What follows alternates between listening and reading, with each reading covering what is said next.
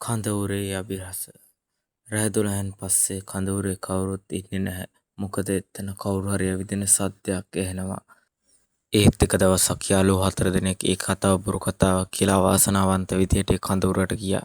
ඔවුන් 4 දෙනා camp fire පත්තු කරලා සින්දු කියලා නටමින් විනෝදෙන් කාලය ගත කරා. රෑ වෙනකොට හැමෝම ටෙන්ට් වලට ගියා.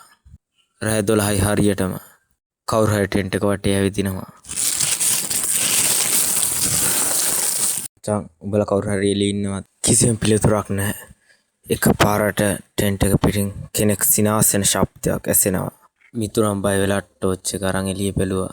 කැම්ප් ෆයර් නිවලා වනාන්තරය මුළුමනින්ම නිශ්ශබ්දයි. හැබැයි ගස් අතරින් සුදු වැඳගත් කාන්තා රූපයක් පෙනෙනවා. කළු කොණ්ඩයෙන් මූණ වැසී තිබෙනවා. ඒ විතරක්ද පරණ බෝනික් එක අත තබාගෙන අපි දිහා බලාගෙන ඉන්නවා.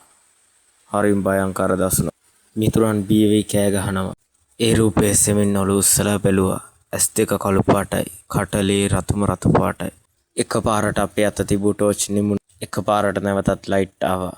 ඒත් ඒ කාන්තාව අපේ ඉදිරියේ සිටිනවා. පහුවදා උදේ කඳවුරේ තිබ්බේ හිස් ටෙන්ට් 4 විතරයි. අදටත් රෑ වෙනකොට ඒ වනාන්තරයෙන් hina වෙන සඳක් ඇසෙනවා.